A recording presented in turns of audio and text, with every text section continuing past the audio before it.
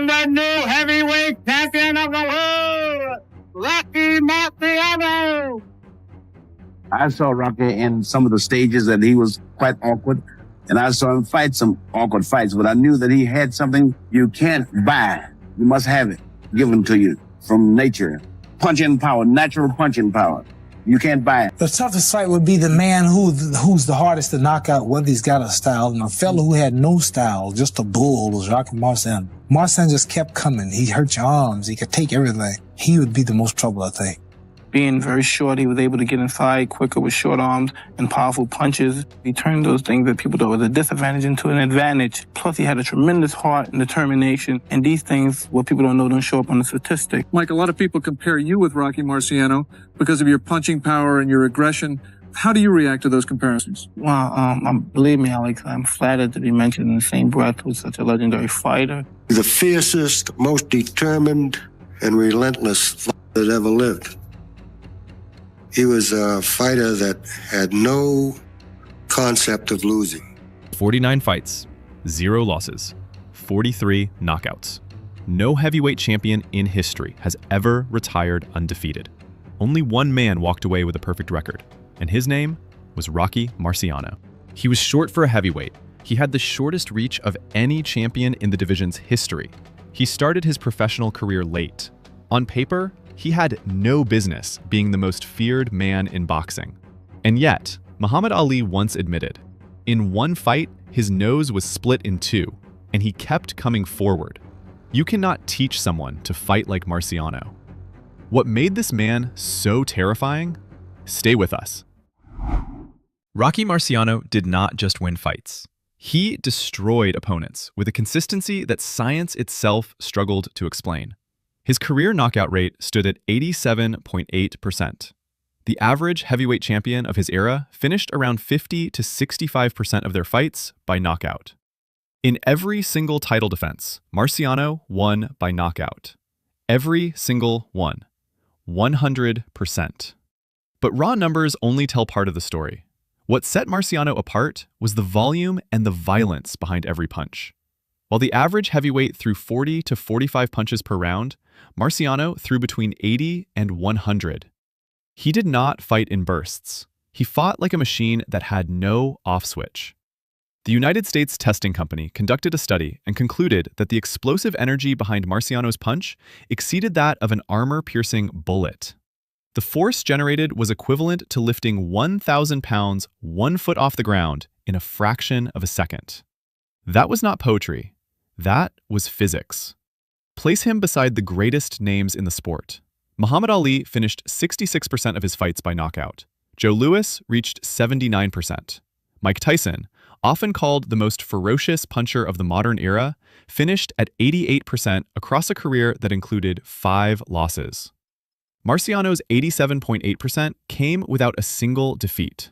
His reach was the shortest of any heavyweight champion in history, at 67 inches. His height was below the modern standard for the division. None of it mattered. Almost anywhere he touched you, he could hurt you. The experts of his era said it plainly. There was no safe place to be inside a ring with Rocky Marciano. Born into a struggling immigrant family during the Great Depression, Marciano never forgot what it meant to have nothing.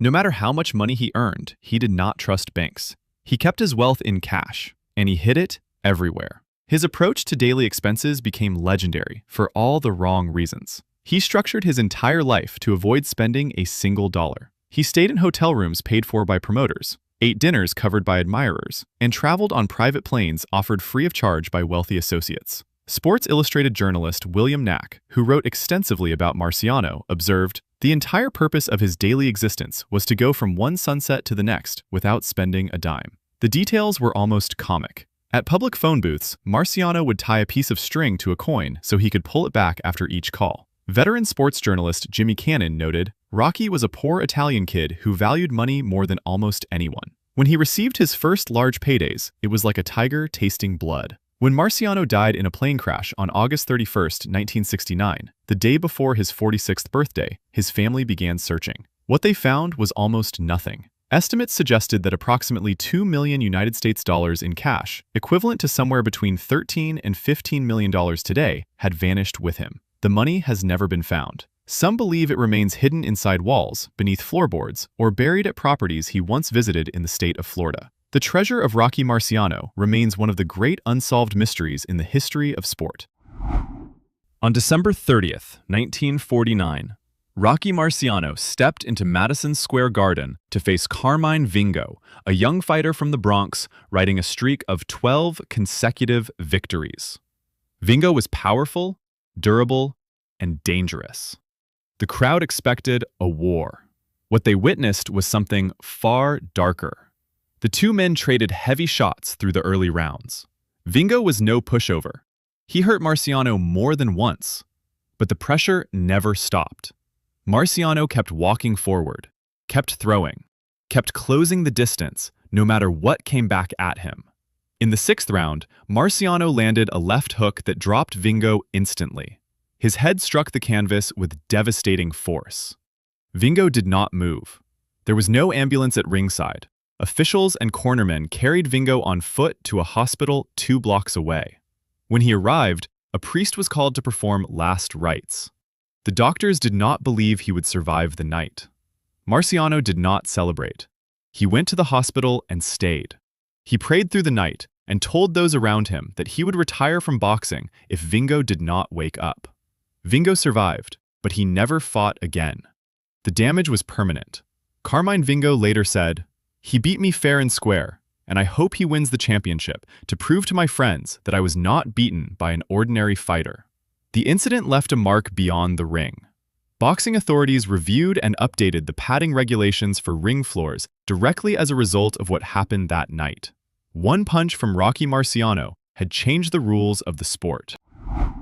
Roland Lastarza was one of the most technically gifted heavyweights of his generation. He was intelligent, composed, and possessed a defensive style that had frustrated many opponents. In their first meeting in 1950, Lastarza came close to defeating Marciano on points. He believed he had the tools to neutralize the champion. The rematch in 1953, with the heavyweight title on the line, told a completely different story. Trainer Charlie Goldman had studied Lastarza carefully between the two fights. His instruction to Marciano was precise. Stop targeting the head. Attack the arms, the shoulders, and the body. Make the defense itself the target. Marciano followed the plan with ruthless discipline. Round after round, he hammered Lastarza's guard. Not to get through it, to destroy it. By the 11th round, the damage had accumulated beyond what the human body could absorb. The blood vessels in Lastarza's arms had ruptured. The bones had been traumatized by repeated impact. Lastarza was stopped by the referee. After the fight, Lastarza required surgery to repair torn ligaments and remove bone fragments from his arms. He had been broken in the most literal sense. Lastarza later reflected on what separated Marciano from every other fighter he had faced. The difference is Rocky will throw 10 more punches. He never stops. Against Rocky Marciano, there was no safe position. There was no guard he could not dismantle. There was no defense he respected. There are victories that feel like losses. For Rocky Marciano, October 26, 1951 was one of them. His opponent that night was Joe Louis, the man widely regarded as the greatest heavyweight champion before Marciano's own era. Louis had held the title for nearly 12 years, defended it 25 times, and retired as a legend. But mounting tax debts had forced him back into the ring at the age of 37, long past his prime. Marciano did not want this fight. Joe Louis was not just a former champion. He was the fighter Marciano had idolized growing up. Fighting him felt wrong. But professional boxing does not make room for sentiment. From the opening bell, Marciano fought with the cold focus of a predator. He pressured Louis relentlessly, cutting off the ring, wearing him down round by round. Louis, still sharp in moments, could not sustain it against the pressure and power being forced upon him. In the 8th round, Marciano landed a left hook that sent Louis to the canvas. As Louis attempted to rise, a right hand finished the fight, sending him through the ropes and out of the ring entirely. The crowd fell silent. An era had ended. Marciano walked to Louis's dressing room after the fight and wept. Those present described him as inconsolable. He had done what the sport demanded of him, and it had cost him something he could not name.